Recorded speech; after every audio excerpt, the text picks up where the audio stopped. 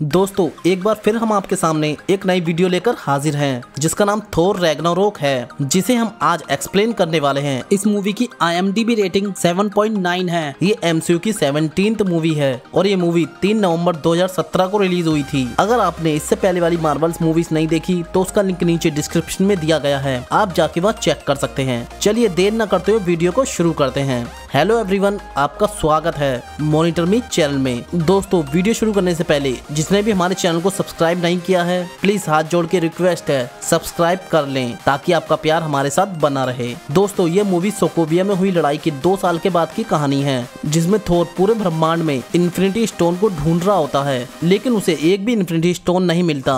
साथ ही उसे बहुत दिनों से एसगार्ड खत्म होने का सपना आ रहा था, इसलिए वो सर्टर का मुकुट लेने चला आया था, क्योंकि उसने सपने में सर्टर को एसगार्ड को नष्ट करते हुए देखा था। लेकिन सर्टर उसे जंजीरों में कैद कर लेता है। वो एक अग्नि से बना राक्षस होता है और वो थोर से कहता है, मैं एसगार्ड का अंत हूँ और जब मेरा मुकुट अनंत अग्नि से मिलेगा तो मेरा साइज पर्वत से भी ऊंचा होगा और मेरी तलवार पूरे एसगार्ड को एक ही बार में खत्म कर देगी। और इसे ही रैग्नारोक कहते हैं। और अब ये शुरू हो चुका है, इसे रोका नहीं जा सकता, ये मेरी किस्मत है। फिर सर्टर जैसे ही थोर को खत्म करने के लिए जाता है, थोर अपनी जंजीरों से आजाद हो जाता है और उसके पास अपना हथौड़ा भी आ जाता है। फिर वो सर्टर और सर्टर की आर्मी से लड़ने लग जाता है, जिसमें थोर सर्टर को मारकर उसका मुकुट लेने में कामयाब हो जाता है और उस मुकुट को जंजीरों से बांधकर अपने कंधों पर डाल लेता है। वो हेमडल से बाइफ्रोस्ट खोलने के लिए कहता है। उधर एसगार्ड में हेमडल नहीं था, उसकी जगह स्कर्च नाम का एक वॉरियर होता है जो थोर के साथ वेनाहिम की लड़ाई लड़ चुका था, लेकिन यहाँ वो अपने किस्से कुछ औरतों को सुना रहा होता है। फिर हमें दोबारा थोर को दिखाया जाता है, जिसके पीछे सर्टर की पूरी आर्मी पड़ गई थी।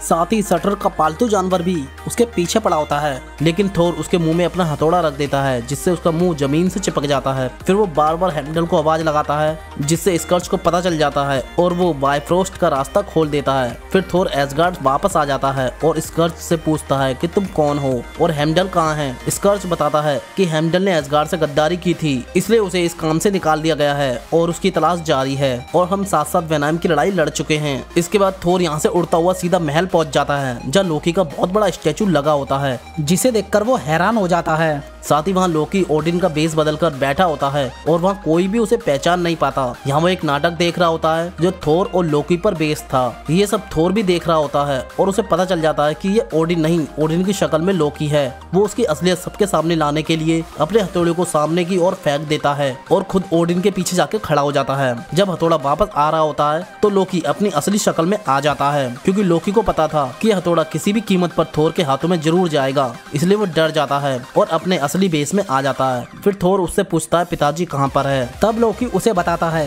कि ओडिन पृथ्वी पर हैं। इसके बाद लोकी और थोर ओडिन को लेने के लिए पृथ्वी पर आ जाते हैं। जिस घर में लोकी ने ओडिन को छोड़ा था वो घर अब टूट रहा था और वहाँ ओडिन नहीं थे। वो दोनों सड़क पर ही खड़े होते हैं। तभी लोकी के नीचे एक पोर्टल बनता है जिसमें वो चला जाता है और वहाँ एक कार्ड रह जाता है जिस पर 177 ए ब्लीकर स्ट्रीट लिखा होता है। फिर थोर उस एड्रेस पर चला जाता है। वहाँ उसे डॉक्टर स्ट्रेंज मिलते हैं जो अब एक बहुत बड़े जादूगर बन चुके थे। स्ट्रेंज थोर से कहते हैं, मैंने एक लिस्ट बनाई है उन लोगों की जिनसे इस धरती को खतरा है, उनमें तुम्हारा भाई का नाम भी है। थोर उनसे कहता है, हम पिताजी को ढूंढने आए हैं, पिताजी मिलते ही हम यहाँ से चले जाएंगे। फिर डॉक्टर स्ट्रेंज उसे बता देते हैं कि ओडिन नॉर्वे में है। साथ ही वो एक पोर्टल भी खोल देते हैं नॉर्वे की ओर। थोर उनसे लोकी को बुलाने को कहता है। डॉक्टर स्ट्रेंज लोकी को पोर्टल से बाहर निकाल देते हैं और इन दोनों को नॉर्वे भेज देते हैं। जैसे ही ये दोनों वहाँ पहुँचते हैं, सामने ओडिन खड़े होते हैं। थोर ओडिन से कहता है, हम तुम्हें घर वापस लेने आए हैं। फिर ओडिन इन दोनों से कहते हैं कि मेरा टाइम आ चुका है और रैग्नारोक शुरू हो चुका है।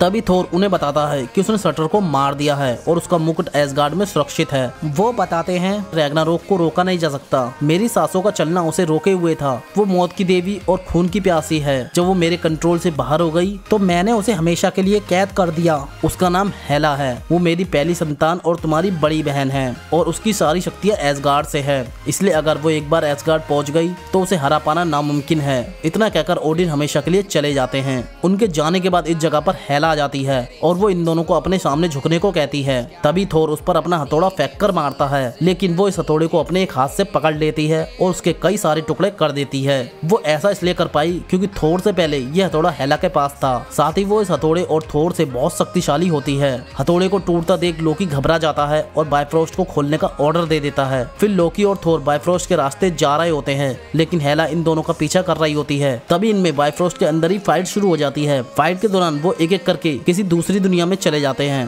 हेला को लगता है अब वो नहीं रहे, इसलिए अब वो सीधा एसगार्ड पहुंच जाती है। वहां पहुंचते ही वो सबसे पहले थोर के दो दोस्तों को मौत के घाट उतार देती है।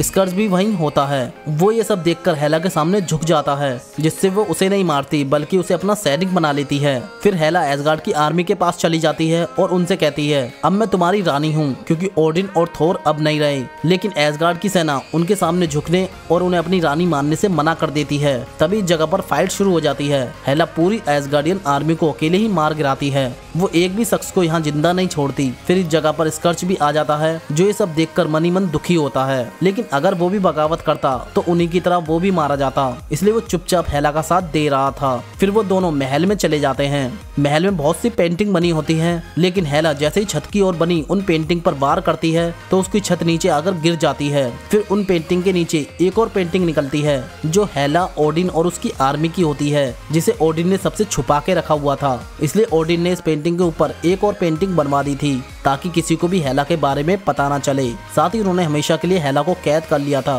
क्योंकि इसका मकसद उन 9 ग्रहों के अलावा पूरे ब्रह्मांड को जीतना और उन्हें मौत के घाट उतारना था, जिसके लिए ओडिन तैयार नहीं थे। इसलिए ओडिन ने हेला को कैद कर लिया था। इसके बाद हेला महल के तहखाने में चली जाती है, जहाँ एसगार्ड की सभी इंपॉर्टेंट चीजें रखी होती हैं, जहाँ अनंत अग्नि भी होती है। वो अनंत अग्नि लेकर अपनी सेना को उससे जीवित कर देती है। साथ ही वो अपने सबसे वफादार डॉग फेनरिस को भी जिंदा कर देती है।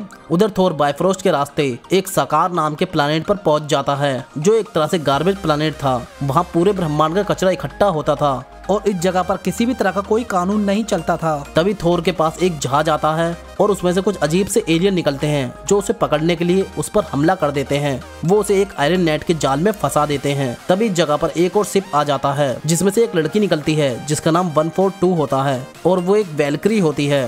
फिर वो उन एलियन को खत्म करके थोर पर एक चिप लगा देती है, जिससे वो बेहोश हो जाता है। फिर 142 उसे ग्रैंड मास्टर के पास ले जाती है और उसे ग्रैंड मास्टर को 10 करोड़ रुपए में बेच देती है। दरअसल ग्रैंड मास्टर इस जगह के कर्ता धर्ता होते हैं और इस ग्रह पर सबसे पहले जो शख्स आया था वो खुद ग्रैंड मास्टर थे। फिर उन्होंने इस जगह को बसाया और अब ग्रैंड मास्टर अपने यहाँ कंपटीशन करवाते हैं, जैसे WWE में होता है। इसके बाद हम थोर को देख सकते हैं, जो एक कुर्सी से बना होता है। इस जगह पर लोकी भी होता है। लोकी थोर से हफ्तों पहले यहाँ आ गया था और उसने ग्रैंड मास्टर से दोस्ती कर ली थी। थोर उसे देख लेता है और उसे आवाज देकर अपने आप को छुड़ाने को कहता है, लेकिन ग्रैंड मास्टर वहीं खड़े होते हैं, इसलिए लोकी उसे पहचानने से मना कर देता है। फिर थोर ग्रैंड मास्टर से उसे छोड़ने के लिए कहता है और एसगार्ड जाने के लिए कहता है। तब ग्रैंड मास्टर उससे बोलते हैं, तुम मेरे चैंपियन को हरा दोगे तो अपने घर एसगार्ड जा सकते हो। थोर हाँ बोल देता है और फाइट के लिए तैयार हो जाता है। उसे नहीं पता था कि ग्रैंड मास्टर का चैंपियन कौन है। इसके बाद ग्रैंड मास्टर उसे बाकी कैदियों के साथ जेल में डाल देते हैं, जो एक तरह की भूल भुलैया होती है। यहाँ इसके 2 दोस्त बन जाते हैं। एक का नाम होता है कॉर्ग, जो पत्थर से बना होता है। दूसरे का नाम होता है मीक, जो एक छोटा सा जानवर होता है। फिर कॉर्ग उसे बताता है, तुम्हारी फाइट जिसके साथ है उसे आज तक कोई नहीं हरा पाया, उसने बहुतों को ऊपर पहुंचाया है, अब तुम्हारी बारी है। फिर फाइट वाला दिन आ जाता है, जहाँ थोर अपने लिए हथियार चुन रहा होता है। तभी उसकी नजर 142 पर जाती है। थोर उसके हाथ पर बना टैटू देख लेता है और उसे पहचान लेता है कि ये वैल्करी है। फिर वो उसे आवाज लगाता है और उसे अपना वचन याद दिलाने को कहता है, लेकिन वो नहीं सुनती और यहाँ से चली जाती है। दरअसल वैल्करी एसगार्ड की एक सेना थी, जिसके अंदर सभी औरतें थी और उनका काम एसगार्ड की रक्षा करना था। इसके बाद सकार की सेना वहाँ आ जाती है और थोर को पकड़कर एक कुर्सी से बांध देती है। फिर यहाँ उसके बाल काट दिए जाते हैं और उसे रिंग में भेज दिया जाता है, जहाँ उसकी फाइट होने वाली थी ग्रैंड मास्टर के चैंपियन से। तभी दूसरी तरफ थोर के सामने ग्रैंड मास्टर का चैंपियन आ जाता है, जिसे देखकर थोर बहुत खुश होता है, क्योंकि वो हल्क होता है, जो उसका दोस्त था। लेकिन हल्क यहाँ 2 सालों से फंसा हुआ था, इसलिए वो किसी को भी नहीं पहचानता था। वो थोर को पहचानने से मना कर देता है और उस पर हमला कर देता है। फिर इन दोनों के बीच फाइट शुरू हो जाती है।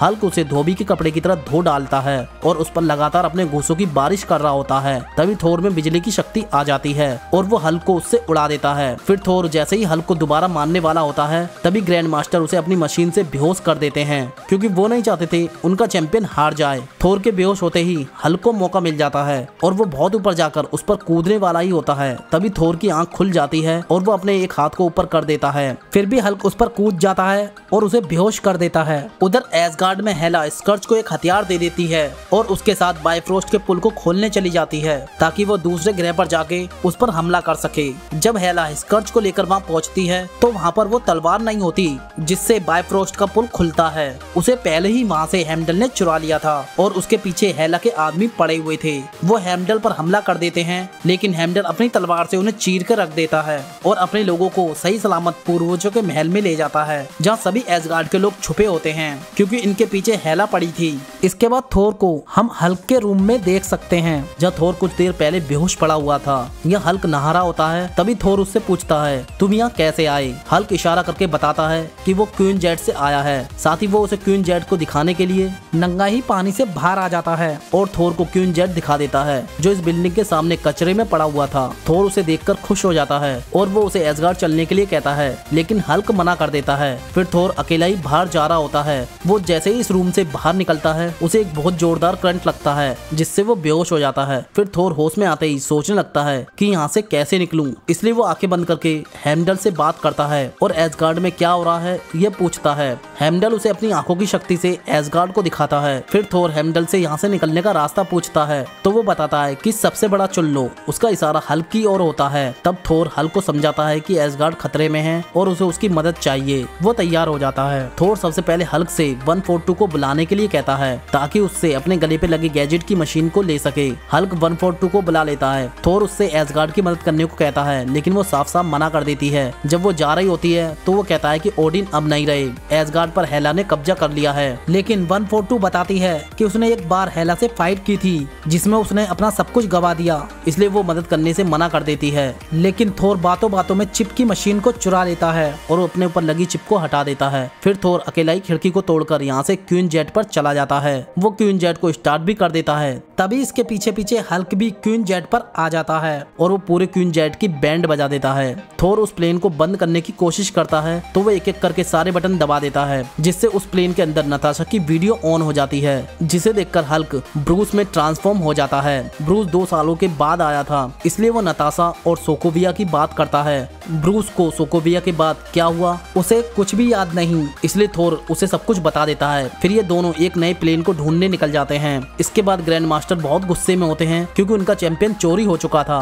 इसलिए वो लोकी और 142 को अपने पास बुला लेते हैं और उन दोनों को हल्क और थोर को ढूंढने के काम पर लगा देते हैं। ये दोनों वहाँ से निकल जाते हैं। लोकी 142 पर इल्जाम लगाता है कि वो थोर की मदद कर रही है। तभी यहाँ इन दोनों की फाइट शुरू हो जाती है। फाइट के दौरान लोकी उसके हाथ का टैटू देख लेता है। वो समझ जाता है कि ये वैल्करी है जो एसगार्ड की रक्षक है। फिर वो अपनी शक्ति से वैल्करी को उसकी सबसे भयानक यादों में ले जाता है जब सारी वैल्करी ओडिन के कहने पर हेला से युद्ध कर रही होती है, लेकिन वो सभी मारी जाती है सिवाय 142 के।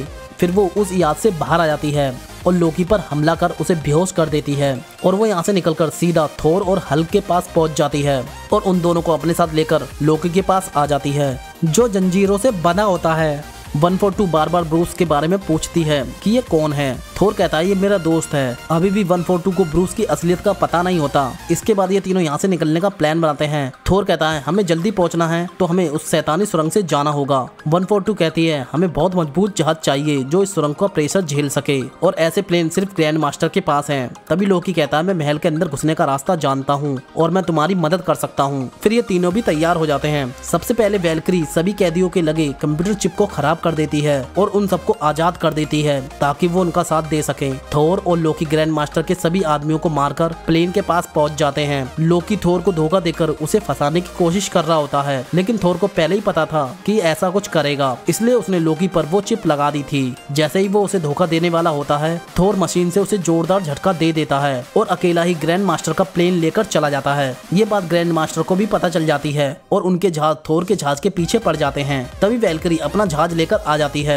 और ब्रूस को थोर के जहाज पर पहुंचा देती है और खुद ग्रैंड मास्टर के सारे जहाज को खत्म करके उस जहाज पर आ जाती है। फिर ये तीनों उस शैतानी सुरंग में चले जाते हैं। उधर साकार में विद्रोह हो चुका था और सभी कैदी जेल से छुटकर जहाज के पास चले जाते हैं जहाँ उन्हें लोकी मिलता है। और वो मशीन भी जो थोर ने वहीं छोड़ दी थी। कॉर्ग उस मशीन को उठाकर लोकी को आजाद कर देता है। फिर लोकी इन सबका लीडर बन जाता है और ये सब ग्रैंड मास्टर का एक बहुत बड़ा जहाज लेकर चले जाते हैं। वहीं दूसरी तरफ हेला भी सभी लोगों को इकट्ठा कर उनसे तलवार के बारे में पूछती है, लेकिन वो उसे कुछ नहीं बताते। इसलिए हेला के सैनिक एक लड़की को पकड़कर उसके सामने कर देते हैं और हेला स्कर्च को उसे मारने का आदेश दे देती है। वो जैसे ही उसे मारने वाला होता है तभी उनमें से एक आदमी बाहर निकलकर आता है और हेमडल का पता बता देता है। फिर हेला उस जगह पर पहुंच जाती है जहाँ हेमडल और बाकी सभी एसगार्ड के लोग छुपे हुए थे।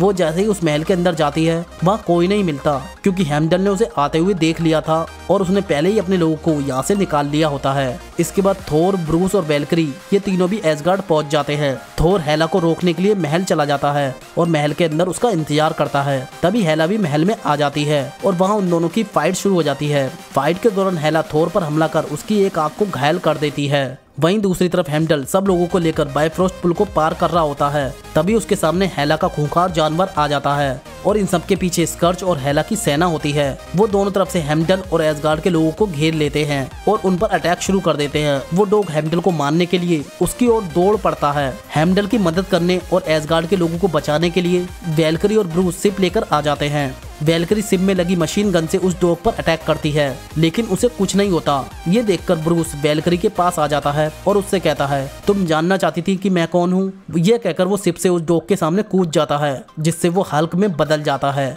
ये देखकर वैल्करी हैरान हो जाती है। फिर यहाँ हल्क और उस डॉग में फाइट शुरू हो जाती है। तभी जगह पर लोकी और सकार के सभी कैदी एक बहुत बड़ा जहाज लेकर आ जाते हैं और हेमडल का साथ देने लगते हैं। लोकी सारे एसगार्ड वासियों को उस जहाज पर चढ़ा रहा होता है और हेला की सेना को मार रहा होता है। इधर महल में हेला थोर को मारने ही वाली होती है और उससे पूछती है, जैसे मैं मौत की देवी हूँ, तुम काय के देवता हो? तभी वो आंखें बंद करके सपनों में ओडिन के पास चला जाता है और उनसे कहता है, मैं हथौड़े के बिना उसे नहीं हरा सकता और मैं तुम्हारे जितना ताकतवर नहीं। तब ओडिन उससे कहते हैं, क्या तुम हथौड़े के देवता हो और तुम मेरे बराबर नहीं, मुझसे भी कई ज्यादा ताकतवर हो। ये कहकर वो चले जाते हैं। तभी थोर अपनी आंखें खोलता है और उसमें बिजली की शक्ति आ जाती है, जिससे वो हेला को दुनिया का सबसे तेज आसमानी बिजली का झटका देता है, जिससे वो नीचे गिर जाती है। फिर थोर हेला की सेना के पास चला जाता है और सबको अपनी बिजली से मार देता है। इतनी देर में हेला भी ठीक होकर आ जाती है, क्योंकि उसकी शक्ति एसगार्ड से थी। जब तक एसगार्ड रहेगा तब तक हेला को कुछ नहीं हो सकता था। अब हेला की पूरी सेना खत्म हो चुकी थी। अब उसके सामने थोर, लोकी और वैल्करी खड़े होते हैं। इसके बाद थोर लोकी से कहता है, इसकी शक्ति एसगार्ड से है और हम उसे हरा नहीं सकते, लेकिन कोई और है जो इसे मार सकता है और वो है सटर। थोर लोकी से सटर के मुकुट को अनंत अग्नि में डालने के लिए कहता है और रैग्नारोक को होने देने को कहता है। फिर लोकी उस महल की ओर चला जाता है। इसके बाद थोर और वैल्करी मिलकर हेला से फाइट करते हैं। साथ ही हेमडल वो जहाज लेकर जा रहा होता है। तभी हेला अपने हथियार से उस जहाज को उड़ने से रोक देती है। हेला की सेना फिर से जिंदा हो गई थी और वो जहाज पर चढ़ना शुरू कर देती है, लेकिन इस जहाज पर स्कर्च भी मौजूद होता है। वो हेला का साथ छोड़कर इस जहाज पर चढ़ गया था। वो हेला की सेना को जहाज पर आता देख खुद को रोक नहीं पाता और हेला की सेना पर 2 गन मशीनों से हमला कर उन्हें नीचे गिरा देता है। साथ ही वो हेला के हथियार को उस जहाज पर से छुड़ा देता है, जिससे वो जहाज वहां से उड़ने में कामयाब हो जाता है। उधर महल में लोकी ने उस मुकुट को अनंत अग्नि में डाल दिया था, जिससे सटर फिर से जिंदा होकर अपने असली रूप में आ जाता है और पूरे एसगार्ड को तबाह करना शुरू कर देता है। हल्क हेला के जानवर को मारकर सटर को देखकर उस पर कूद पड़ता है और उसे मारना शुरू कर देता है, लेकिन सटर उसे अपने ऊपर से उतारकर एक तरफ फेंक देता है। हल्क दोबारा सटर को मारने के लिए भागता है, लेकिन थोर उसे जाने से रोक देता है। हल्क थोर और वैल्करी को उड़ाकर यहाँ से जहाज पर ले जाता है। अब पूरा एसगार्ड खाली हो चुका था। वहाँ सिर्फ 2 लोग ही बचते हैं, हेला और सटर। हेला उसे रोकने की कोशिश करती है और सटर पर हमला शुरू कर देती है, लेकिन उस पर हमले का कोई भी असर नहीं होता। सटर अपनी तलवार से हेला और पूरे एसगार्ड को चीर के रख देता है और एसगार्ड को तबाह कर देता है। फिर जहाज में थोर और लोकी की दोस्ती हो जाती है और वो जहाज को लेकर पृथ्वी पर आ रहे होते हैं, क्योंकि अब उनके पास कोई घर नहीं होता और ओडिन ने उन्हें नॉर्वे में बसने का इशारा भी किया था। तभी ये मूवी खत्म हो जाती है।